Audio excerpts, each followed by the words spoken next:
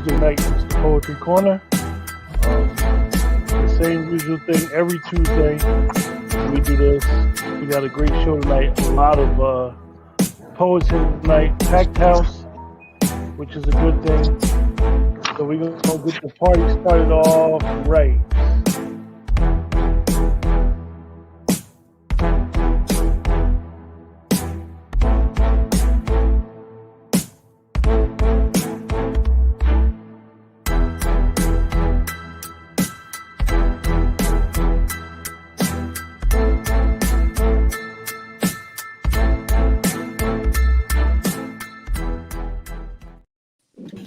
Hey, good night.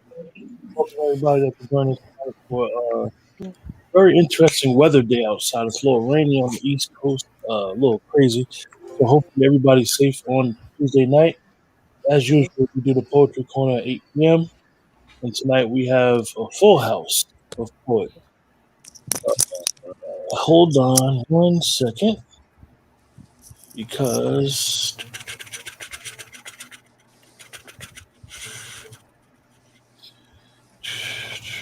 okay, yeah. So we have a full house tonight, and thanks everybody for joining us. And we're gonna start it off with King Atterbury. Hey, what's up, y'all? This is a piece I titled What It Is. The world is compromised between the poison and the sky.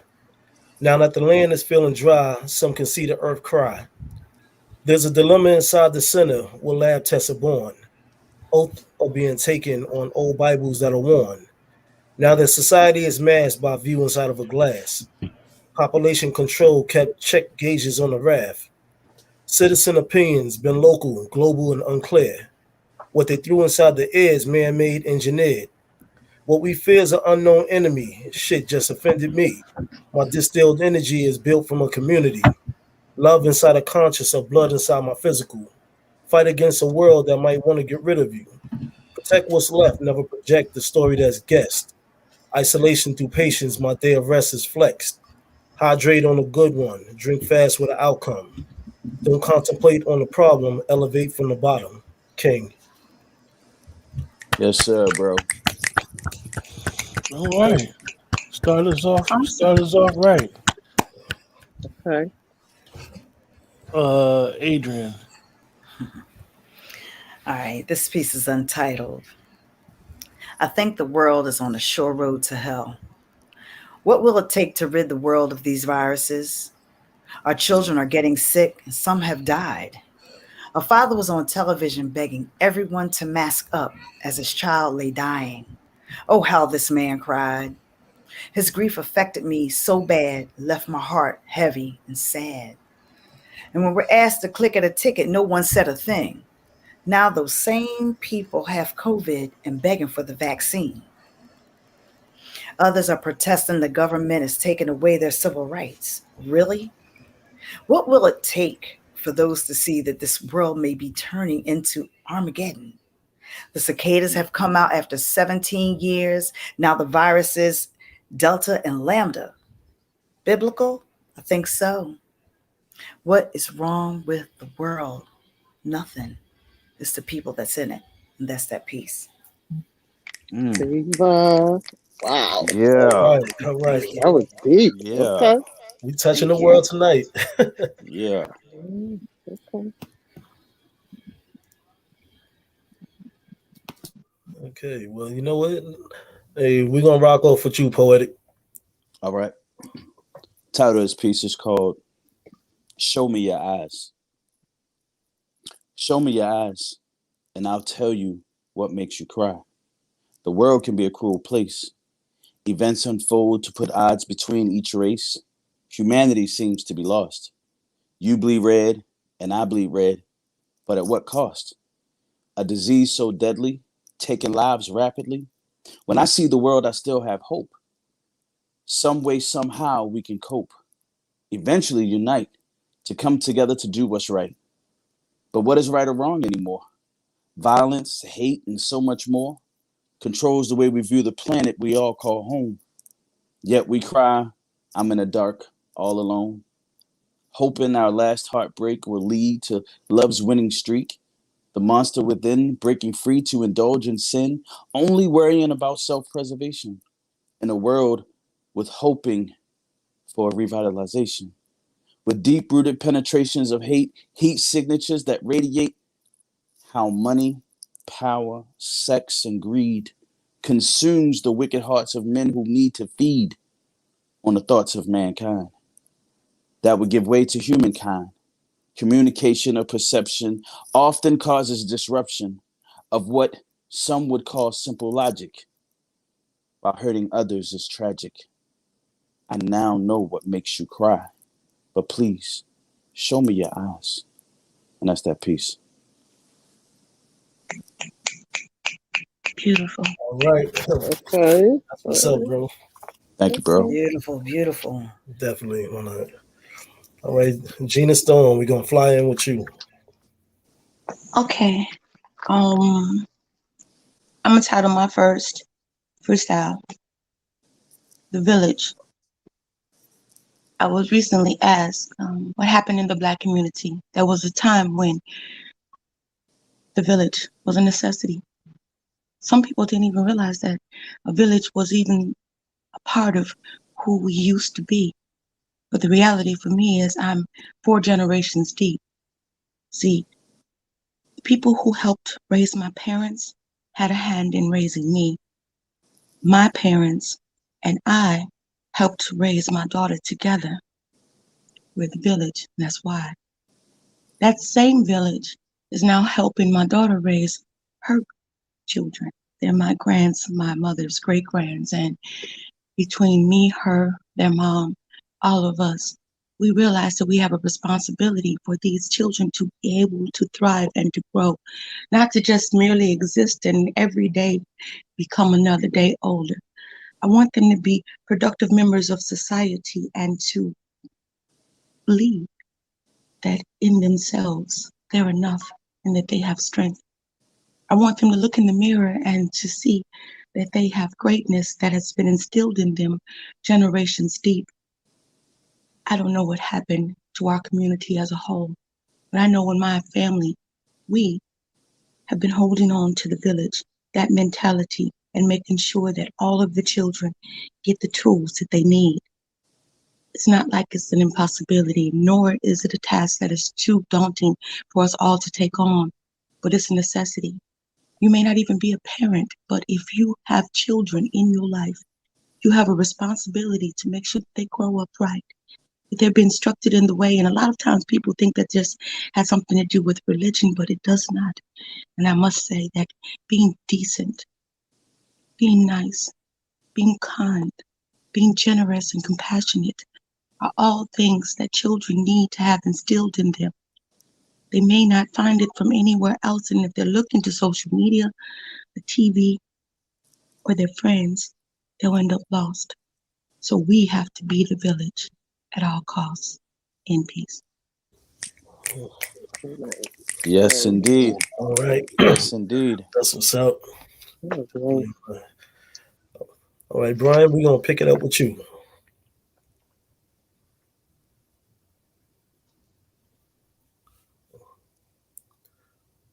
Brian, can't hear you.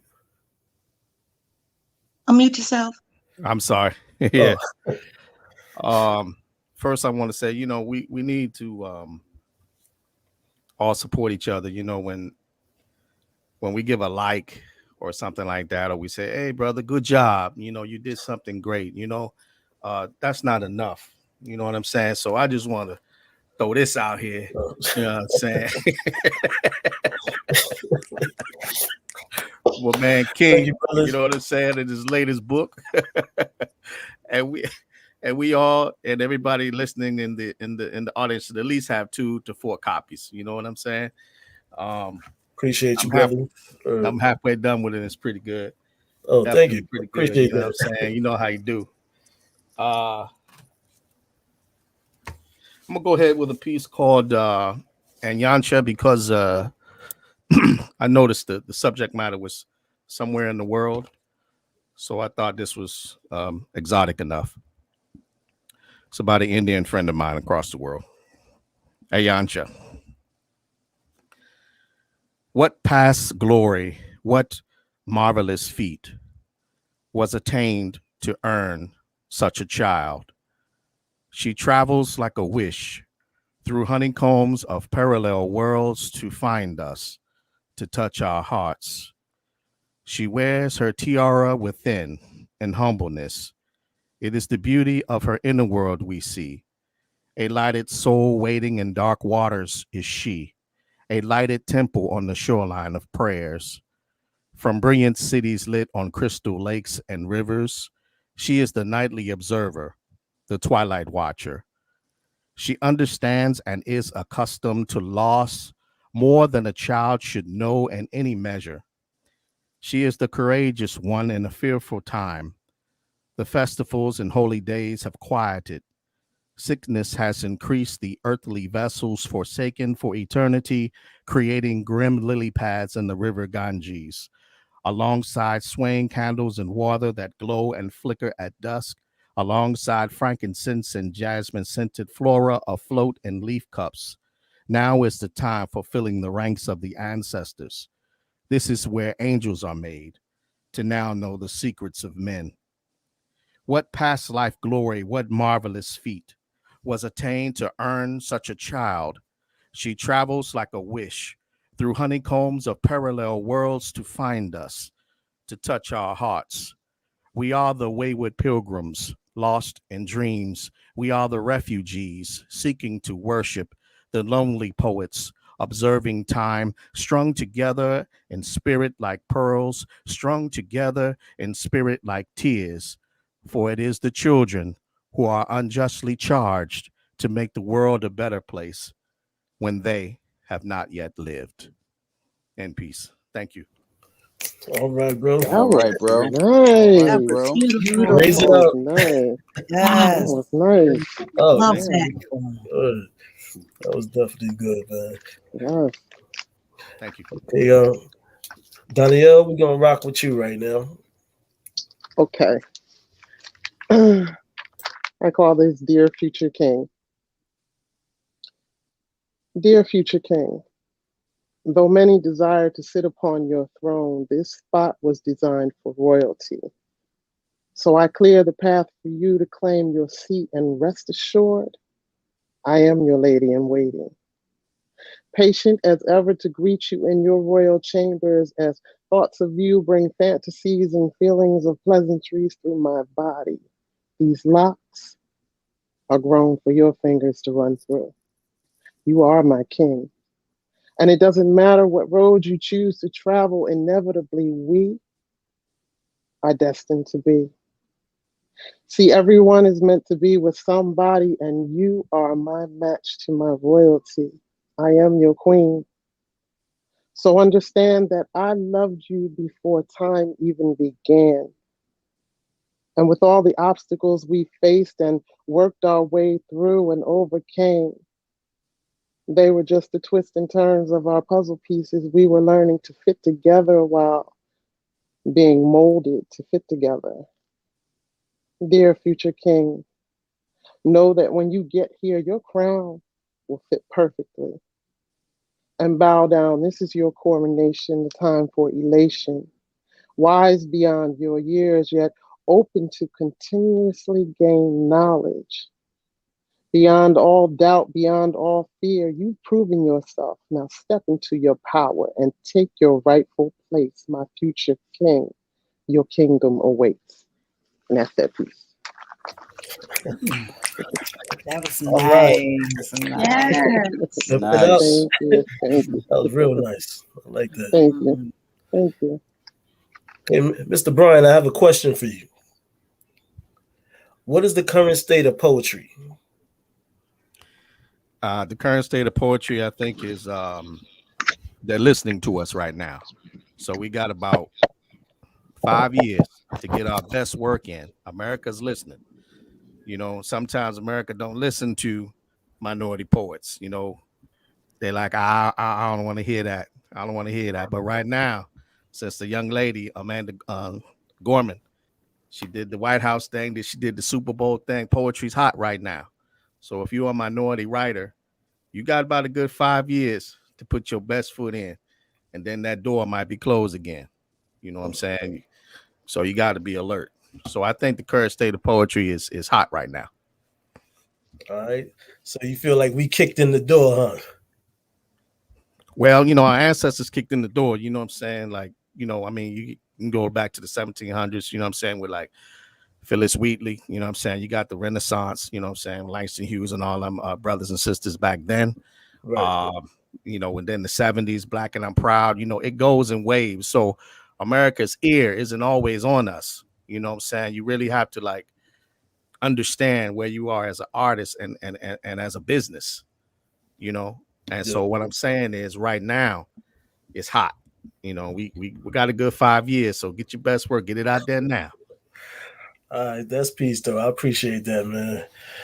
Well, as we keep rolling on with the show, we're gonna rock off with you, Poetic. All right, bro. The title of this piece is called World War Poverty. There's a war going on across the globe, but no one wants to probe, for fear that it just might cause us to take a hard look in the mirror as the skin and bones become more clearer, while the soles of our shoes fall apart, and the rich wear red bottoms with no worries in their heart. And us bottom feeders searching for scraps and leftovers in the streets of the projects and ghettos, seeing bodies get colder, all because we have been fighting a turf war that stems from drugs being pushed in our hoods, a war that was created by those with money, using us as test subjects. Now, ain't that funny? For decades, they bring them in power, tried and succeeded in making our races the poorest while they look down upon us from their penthouse tower, reminding us that we only allowed you a seat at the table so we can learn how to keep getting your money and you spending your money in our pools and stables. Who cares about the kids in the streets without enough to eat? Mike said, who am I to be blind? Who am I to be blind? Because now the man in the mirror is only concerned with greed, no longer the poor's need. And the government seemingly still turns a blind eye of indignation of the countless lives that has been stricken by poverty in this nation, the wealthiest country in the world, right? Or is that just something we love saying because of freedom, right? The lack thereof has proven this to be a lie. When the same streets weep and cry for some kind of aid and assistance, that's just not a free handout while still handing down fractured justice like a sinkhole to swallow us whole. The level of inconsistency with elected officials' incompetency on how to end this age-old war on poverty. All they want is more notoriety instead of curing this forced illness. But no, they still want to rob us. And that's that piece. Wow. Deep. Oh, That's what's up. That's what's up. okay. Wow. Thank you. What's going on, Just? What up, Just Jay? Yeah. Hey, everybody. I apologize for being late. I came in from work and was scrambling. No, it's all good, man. Word. Glad you could make it tonight, man. Yes, sir, man. Look like y'all got a nice lineup. Let me see who I see up in here. I see Poetic. I see La Perla Negra. I see a VIP. You thought I was gonna forget. What's going on with you, bro? What's been going on with you, man? Everything cool, man. Just lay back in the cut on some chill. Word. Yeah, man. But Danielle, I have a question for you. Okay. If you could change one thing about poetry, what would it be? Jeez. For the people to be more comfortable from the door with what they're writing and the message that they're trying to get across. All right. That's what's up. I feel that and believe that. You know what I mean? But Just Jace, being that you just stepped in the building, why don't you touch the mic?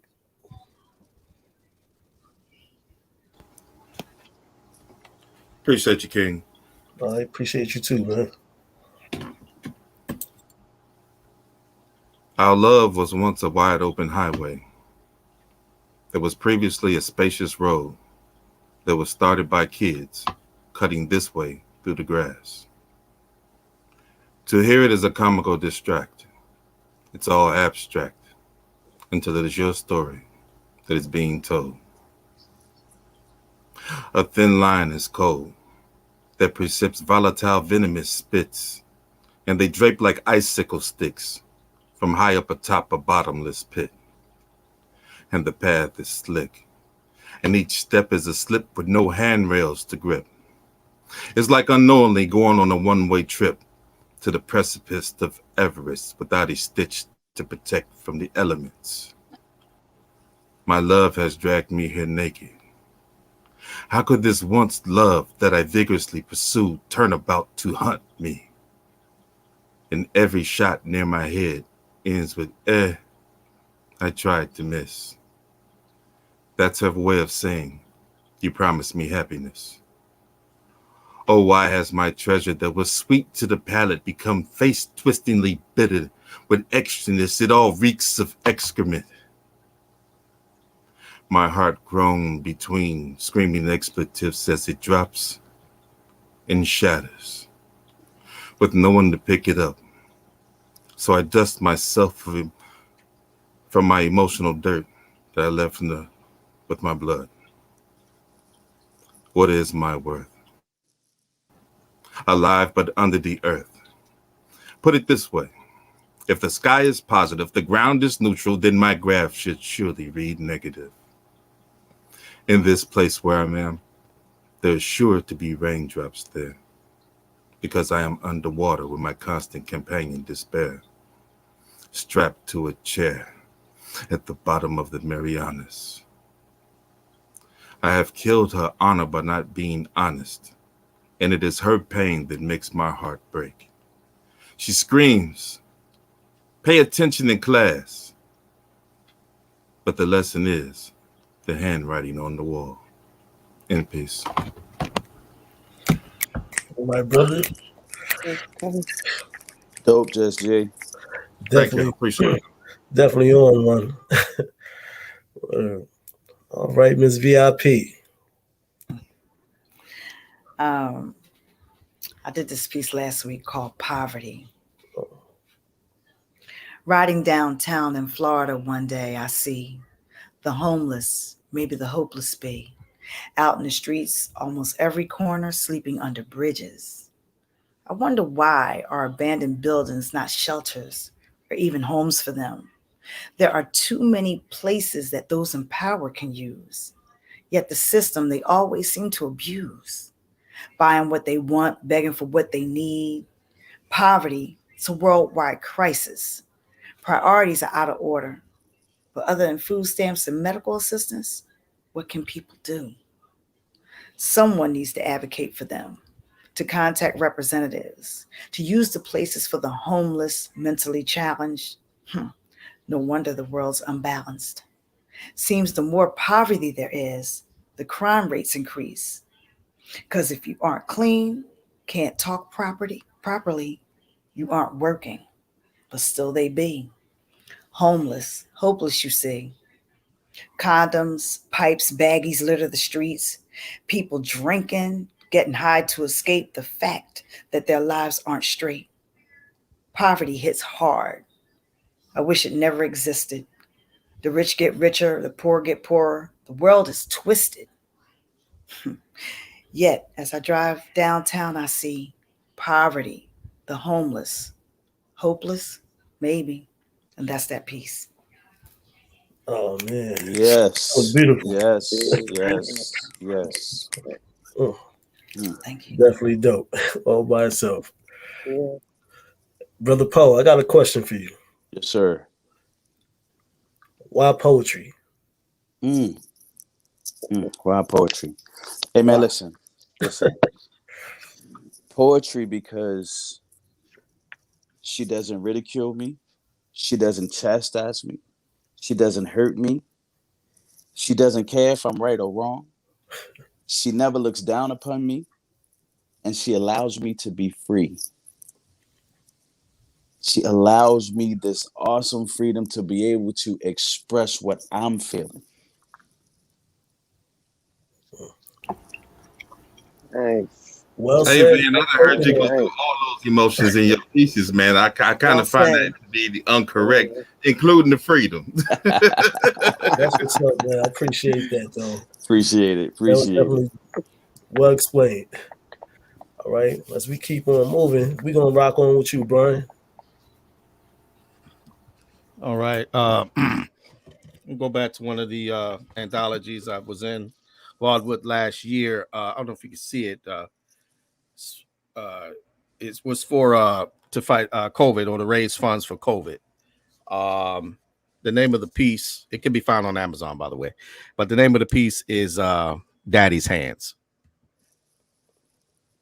As a baby, she clutched his finger tightly and cried when he wiggled it free. And everyone knew she was a daddy's girl for sure. She held firm to his hands as she jumped puddles, skipped, and avoided sidewalk cracks on her way to school on her very first day. He held her close for a picture as she looked stunning in her prom dress, and he gave a stern eye to her date. His hands gave her away as wedding bells rang, but still, she was his little girl yet, still. So this was the reason she now was chosen to hold his hand for what might be the last time. And every time she felt the warmth leaving his fingers, she cried like a baby behind the mask among the sounds of respirators. So he would clutch her hands a little bit tighter. And this time he would not let go. No, he would not let her hand free, because everyone knew she was a daddy's girl for sure. In peace. Yes, sir. Brian, you walk the Yes, story sir. all the way around, bro. Wow. You don't leave no Almost gaps or anything. right. You take it around fully, completely, man. Wow. It was nice. That was great, man. Thank you. Got another question for you too. Sure. Spoken word, poetry. Is there a difference? No. Well, yes and no. Spoken word is like for more dramatic things, but then poetry can also be dramatic. They both, I don't know, they're like sisters. You know what I'm saying? You know what I mean? It's all the same family. You know. I don't know. I that's a very good question. I don't know if I have an exact clear answer for that, but I ebb and flow between both of them. You know, the difference is emotion. I think poetry can be a little bit more classic, but spoken word 9 times out of 10 is going to be dramatic, you know, or at least it should be. Okay, I got you. This came from the high ups. I mean, like I say, they like sisters. They're both fine. You know what I'm saying? Yeah, I dig it. I dig it all the way. All right. All right. Adrian, I have a question for you. Top 5 poets of all time. Now that's a good question. I think first, I think Nikki Giovanni. She's always appealed to my psyche. Okay. She told it like it was, and she still does. Now Amanda Gorman, because in her poetry, it actually gives people hope. And I think it was Brian that said our ancestors opened the door, but we're stepping through it. And that's what I really like about this young lady. Let me see. Wow. I think, I like James Baldwin.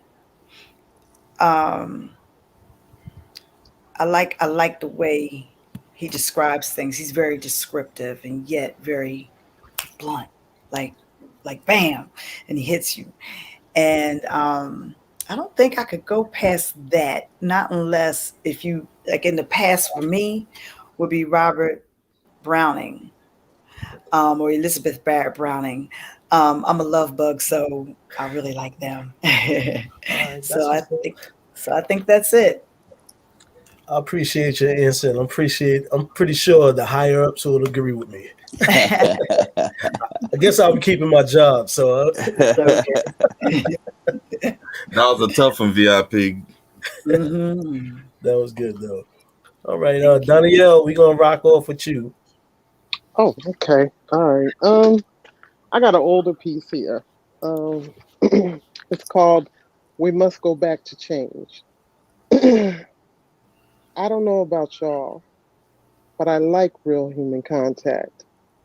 See, we're being dehumanized by this technology. While we don't touch each other anymore, machines are requiring and acquiring the human touch. And as we lose the need for us, pretty soon, so will the machines. Well, I don't know about y'all, but I need people. Because somewhere down the line, the great art of conversation has gotten lost in the stitches of time through the intricate mechanisms in technology, and replaced with LOL and CTHU and LMAO. Instead of really hearing your smile and actually seeing your laughter. I mean, to just sit and stop and have a normal, real person-to-person conversation is a dinosaur.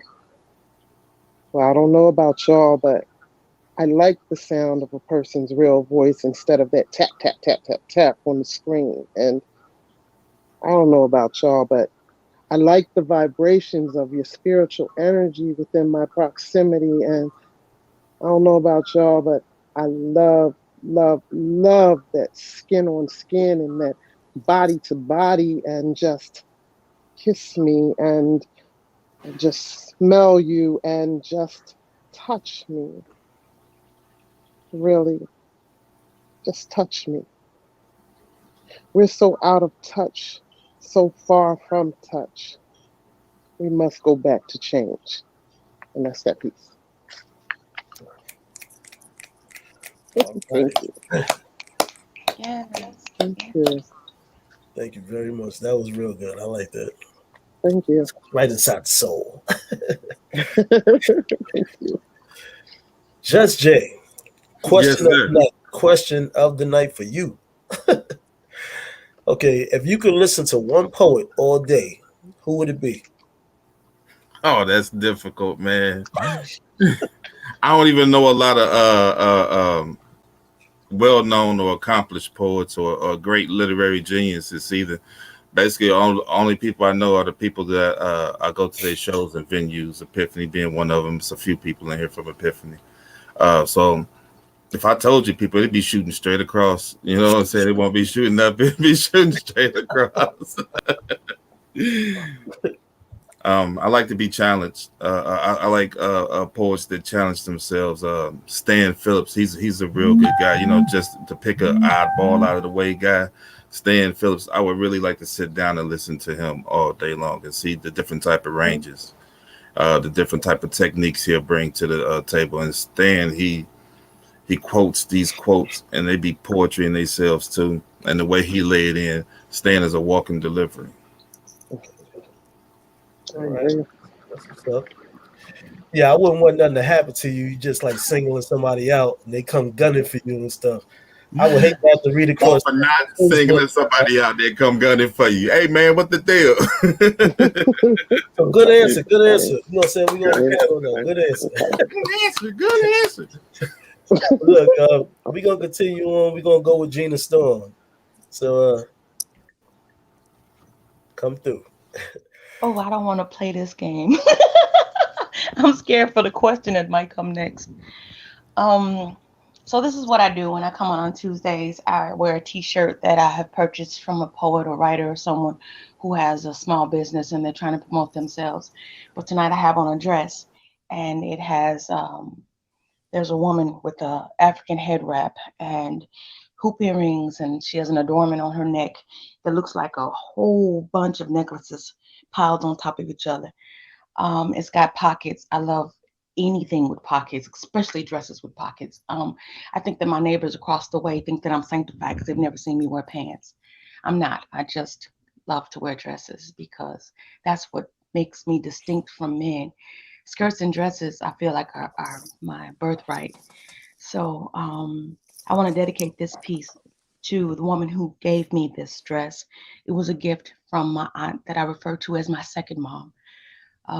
She only has a son, and he grew up like a brother with my brothers and myself, not a cousin.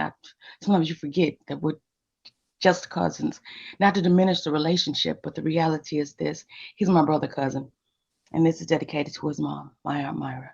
We call her Aunt BB. Aunt BB's been in my life for so long, I don't remember when she wasn't there really. My mother says on the day that I was born, there were two people in the room with her: my father, who needed to cut the cord, and my second mom, who was holding her hand. She was a teenager when I was conceived. I tell people this all the time jokingly, but my parents weren't amused by it. I was a prom baby.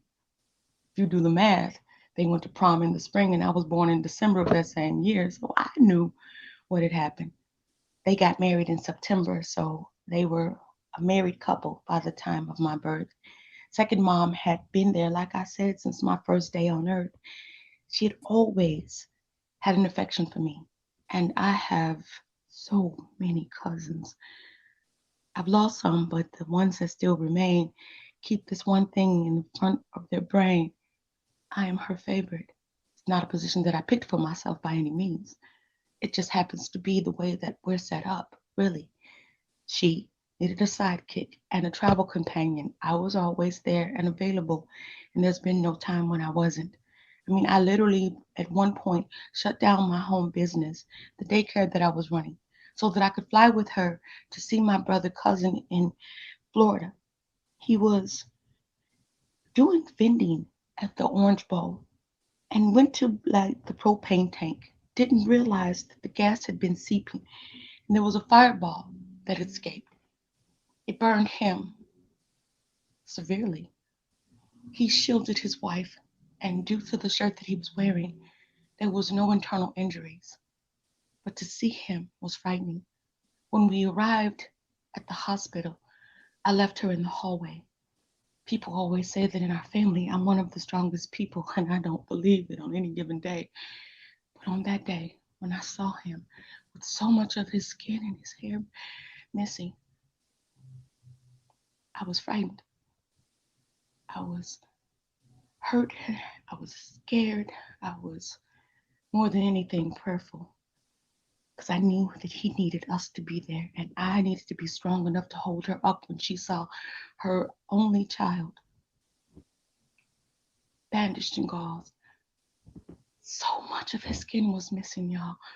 There was this smell that permeated from his flesh because of the scorching that his body had endured. I thought I was going to faint, but I stayed steady on my feet. I walked to the hall and I looked her in the eye. I took both of her hands and walked her backwards into the room, and only he and I knew why. She was going to be in shock, and this was going to be probably a bigger pain than she had ever had to deal with. It was a shock to me, and I'll be honest with you, I didn't think he was going to heal or recover from it. But he had this bounce back ability that was so amazing that it shocked me and her because we saw it in real time. She gasped, took a deep breath. She told him it was going to be all right. He couldn't hold her hand because so much of the skin had been burned away and it was swollen in a way that didn't look right. It was like he was wearing these big mittens, almost like two catcher's mitts, one on each hand. We had to leave the room because he was going to get a deep breath. And I don't know if you know what that is, but they scrape off the damaged skin so the new cells can start to live. He was in so much pain. Even with the morphine, he screamed and it was insane. We had to leave the floor and go to the cafeteria. And again, I was shaking from the inside out. She looked me in the eye while we sat down trying to eat. And this is what she said to me. On the best days and the good days in my life, you've always been there. And I love you even though I didn't give birth to you. You're my daughter that your mother and I share. I could not have done this on this day without you. And I told her one of the wonderful things about us is you'll never have to. She, a week ago, yesterday, went for a mammogram. They found a lump that they wanted to take a closer look at. This morning, she had a needle biopsy. We're waiting for the results. She's already beaten stomach cancer. So I know she has hope. I'm not worried because I pray. But I love my second mother on every single day. And everything that she's done for me and all the times that she's been there for me, I feel like it's always been the love that's reciprocal. I'm grateful and thankful for the connection and to have an additional mom. That's my piece. All right. Heavy. Wow. Heavy. That was Gina, real, I know she very was smooth touching. right there with it. Yeah, That was hope the very best nice for that of you. last situation too. Mm. But Gina, I have a question for you. Thank you. Okay. All right. Let me allow you to get past your moment. And this is coming to you.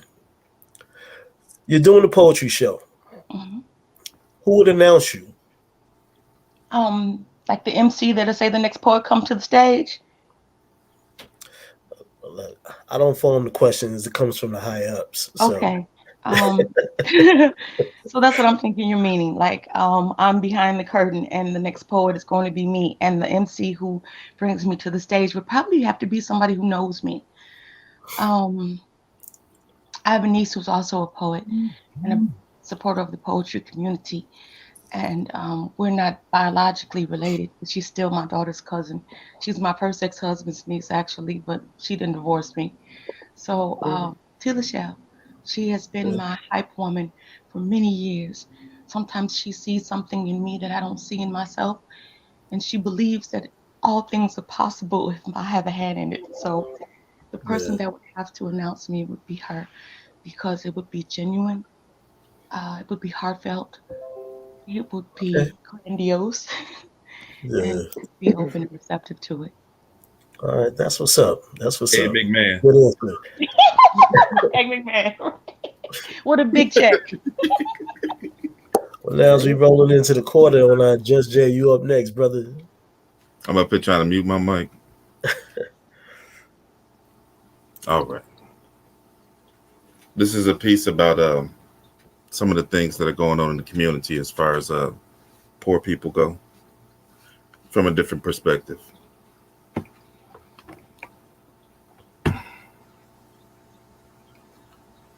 Those poor people. Those poor people have absolutely no desire to better themselves. And that man or beast is something I cannot respect. They would rather be given something than work. It is truly a feat of chronic mule-mindedness and just plain laziness. I hate having to avert my eyes as I walk down the street. From crying children, even the little ones get in on the act as well. They are cursing their children to steal. It is very, very disconcerting, to say the least. The money that was granted to me from my forefathers and the government that they helped to create. Now the wails of the lowly stimulate false, guilty hearts, and now I'm forced to share. The only joy I get is when I have to fire. Some weeping piece of scum, I wish they would all just die. Yeah, that Wilson, he has always shown signs of being false. He couldn't wait for his wife to die to join their ranks. He would always show signs of being vermin. So I tested him. when his wife died by emptying his bank account, just to see if he would get back up.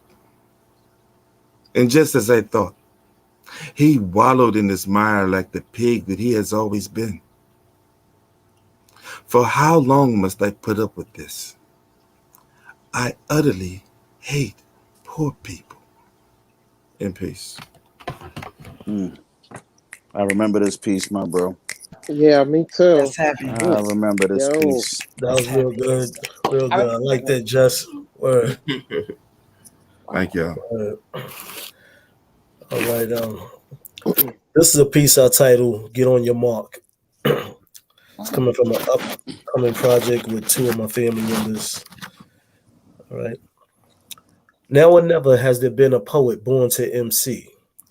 Came from a school that's kept students on their left and right feet. Hit the ground walking to ciphers with the illest of thought. Try not to get caught moving lines off course. Spit how you was taught. Be prepared for the clowns. So if you spin their words around, emotions won't be found. Hide your smile and load up from what you have in the stash. Go in your bag and grab some of the best that you have. Pin with skills of a barber and shoot like an archer. Come off the bench like a six-man, better than some starters. No welcome back, Carter. Happy days is not what's happening. If it's that time of the month, go get a Coke and some aspirin. Flows like the 1st and 15th, extra activity. Still spit that poetry, expressing lots of imagery. Vividly get the picture, paint it when it's spoken. Even if you read it, there's no emotion when it's open. King. Oh my God. All right, Atterbury. Yes, sir. Yes, sir, King. Okay. Thank you. Appreciate that. MC all day. Yeah, well, I'm doing a project with two fellow MCs that are family members, so I got to be on my game. And they got to keep you hopping or you might be dropping. Yeah, no doubt on that. Hey, Poetic, we going to rock out with you, man. All right. This piece is called Thinking About You. I've been thinking about you, wondering when can I see your ebony hue, that sun-kissed chocolate melanin, absorbing the rays from its warmth, melting my heart from your existence, daydreaming about your consistence. Yeah, I've been thinking about you. And just what I'm going to do when I get next to your heartbeat and my physical being seeks your residual energy from the top of my head down to my feet. Because thinking about you all day, my feelings get in the way.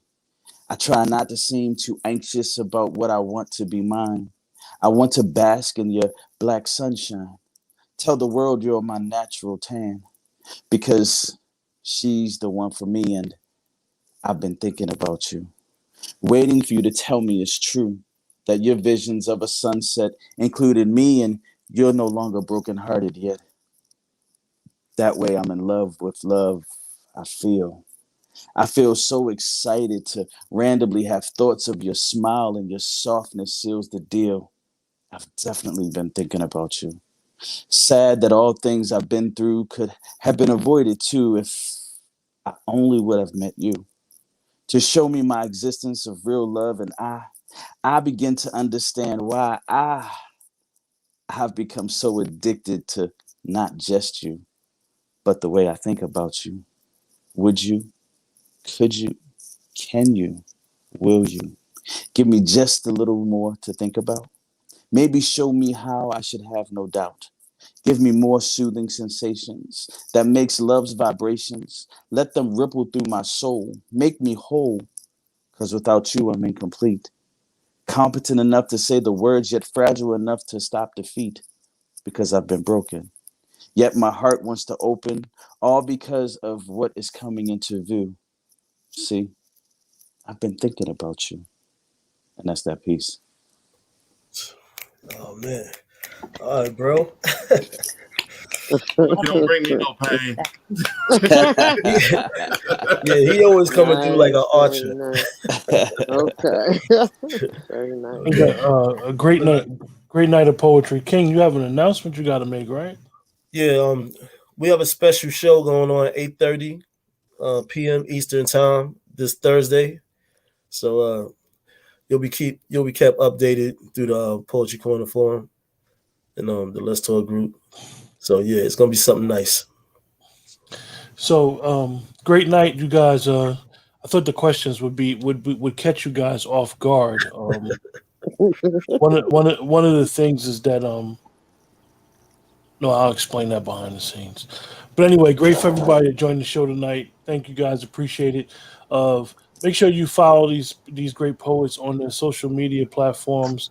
Let them know you appreciate them by following them, liking their work, loving their work, and every once in a while, send them monetary donations. Not that monetary donations is warranted all the time, but it's just a token of appreciation sometimes. A bunch of these poets are written authors as well, and it takes a lot of time out of their day to be able to put what they're feeling on pen and pad. So we want to show each other how we appreciate each other. With that, everybody have a blessed night and stay safe. One love, one mic.